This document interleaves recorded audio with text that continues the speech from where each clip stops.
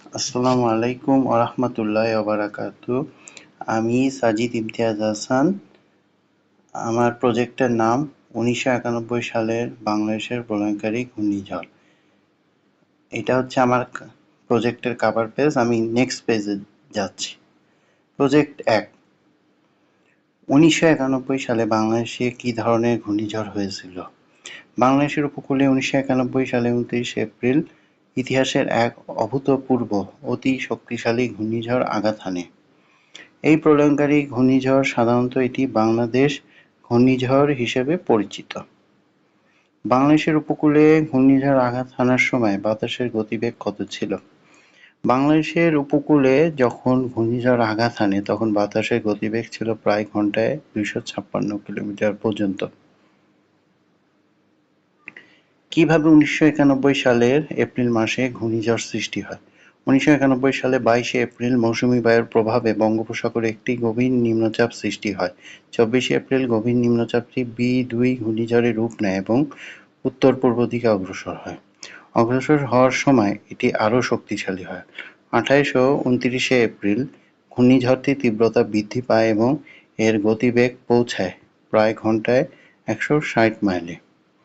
২৯শে April রাতে চট্টগ্রামের উপকূলবর্তী অঞ্চলে ঘন্টায় ১৫৫ মাইল বেগে আঘাত হানে প্রলয়ঙ্করী ঘূর্ণিঝড়।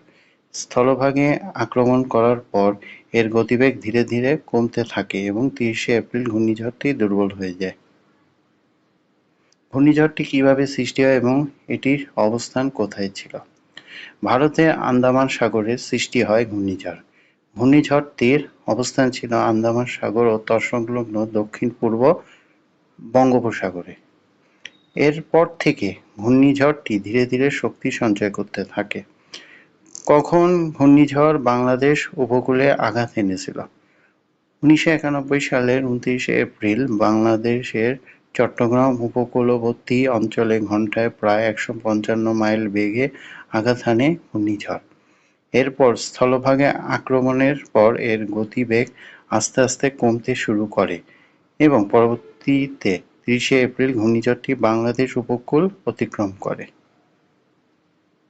বাংলাদেশের মোট কয়টি জেলা ঘূর্ণিঝড়ে ক্ষতিগ্রস্ত হয়েছিল? বাংলাদেশের ১৯টি জেলাসহ মোট ১০২টি উপজেলা ঘূর্ণিঝড়ে ক্ষতিগ্রস্ত হয়েছিল, কিন্তু ব্যাপকভাবে ক্ষতিগ্রস্ত হয় সন্দ্বীপ, চট্টগ্রাম, কক্সবাজার, কুতুবদিয়া, খেপুপাড়া, ভোলা এবং টেকনাফ।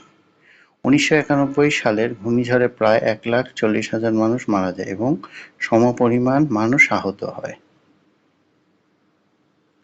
১৯৯১ সালের প্রলয়ঙ্করী ঘূর্ণিঝড়ে কেন এত মানুষ প্রাণ হারায় এবং কিসের অভাব ছিল? কারণ সঠিক সময় মতো আগাম সতর্কবার্তা না পাওয়ায়, বিশেষ করে ঘূর্ণিঝড় পর্যাপ্ত আশ্রয়কেন্দ্র না থাকায়, সেই সাথে প্রস্তুতির অভাব ছিল অনেক বেশি। এই জন্য ১,৪০,০০০ মানুষ প্রলয়ঙ্করী ঘূর্ণিঝড়ে প্রাণ হারায়। ১৯৯১ সালে বাংলাদেশের কোন উপকূলে সবচেয়ে ক্ষয়ক্ষতি বেশি হয় প্রলয়ঙ্করী ঘূর্ণিঝড়ে? বাংলাদেশের দক্ষিণ-পূর্ব উপকূলে ১৯৯১ সালের ২৯শে এপ্রিল প্রলয়ঙ্করী ঘূর্ণিঝড়ে সবচেয়ে ক্ষয়ক্ষতি হয়েছিল বিশেষ করে চট্টগ্রাম, কক্সবাজার। চট্টগ্রামের উপকূল এলাকা দ্বীপসমূহ যেমন সন্দ্বীপ, কুতুবদিয়া, মহেশখালী, হাতিয়া ইত্যাদি। ১৯৯১ সালের বাংলাদেশের ইতিহাসের কী ধরনের দুর্যোগ ছিল? ১৯৯১ সালের ঘূর্ণিঝড়ে প্রায় ১,৪০,০০০ মানুষ প্রাণ হারায়, যা বাংলাদেশের ইতিহাসের মধ্যে সবচেয়ে ভয়াবহ দুর্যোগগুলোর একটি। বাংলাদেশের চট্টগ্রাম উপকূলের এলাকাগুলো কেন এত বেশি ক্ষতি হয়েছিল? ঘূর্ণিঝড়টি চট্টগ্রাম উপকূলে এসে সরাসরি আঘাত হানে। জলোচ্ছ্বাসের উচ্চতা প্রায় ২০ ফুটের বেশি।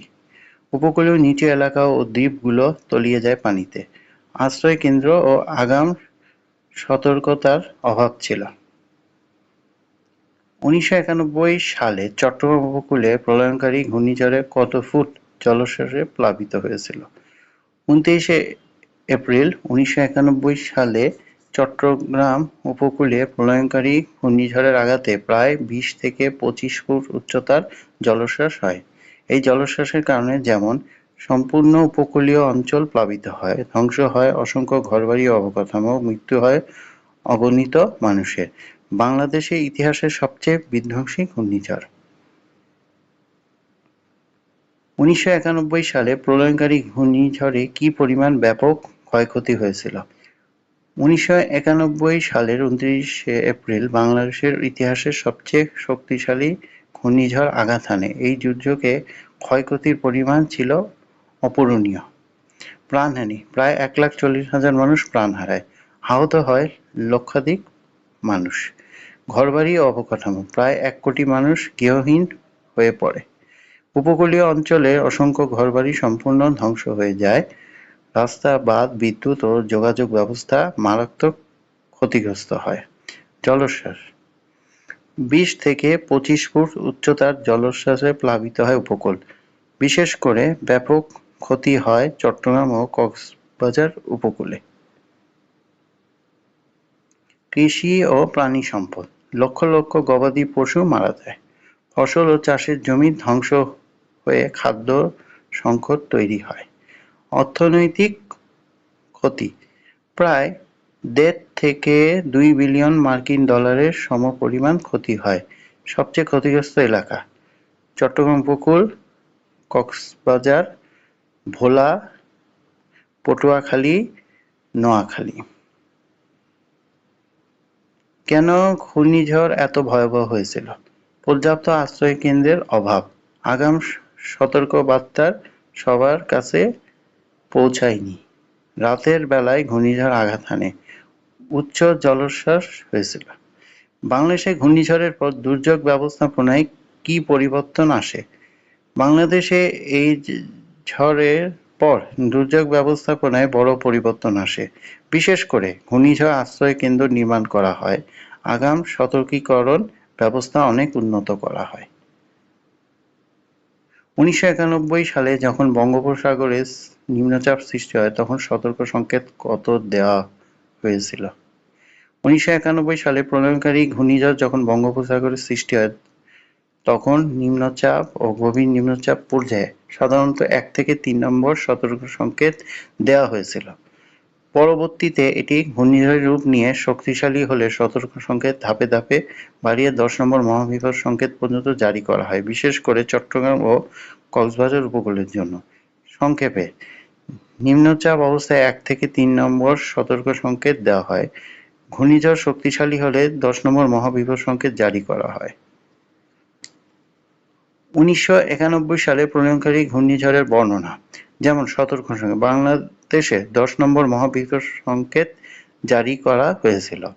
জলোচ্ছ্বাসের উচ্চতা: চট্টগ্রাম উপকূল ও এর আশপাশে প্রায় ২০ থেকে ২৫ ফুট পর্যন্ত জলোচ্ছ্বাস হয়েছিল। উপকূলে আঘাতের সময় শক্তি: উপকূলে আঘাতের সময় এটি হারিকেন ক্যাটেগরি ৫ সমতুল্য অত্যন্ত শক্তিশালী ঘূর্ণিঝড় ছিল। বাতাসের গতিবেগ প্রায় ঘন্টায় ২৪০ থেকে ২৬০ কিলোমিটার পর্যন্ত বৃদ্ধি পায়। সরকারি হিসাব অনুযায়ী ১৯৯১ সালের বাংলাদেশে প্রলয়ংকারী ঘূর্ণিঝড়ে কত বিলিয়ন ডলারের ক্ষতি হয়েছিল? ২৯ এপ্রিল ১৯৯১ সালে প্রলয়ংকারী ঘূর্ণিঝড়ে বাংলাদেশের সরকারি হিসাব অনুযায়ী প্রায় ২.৪ বিলিয়ন মার্কিন ডলারের সমপরিমাণ ক্ষতি হয়েছিল। সংক্ষেপে, মোট ক্ষতি ২.৪ বিলিয়ন মার্কিন ডলার। সবচেয়ে বেশি ক্ষতিগ্রস্ত এলাকা চট্টগ্রাম, কক্সবাজার ও উপকূলীয় দ্বীপ অঞ্চল। ক্ষতির ধরন: ঘরবাড়ি ধ্বংস, ফসল নষ্ট, অবকাঠামোর ক্ষতি, গবাদি পশু মারা যায় ইত্যাদি।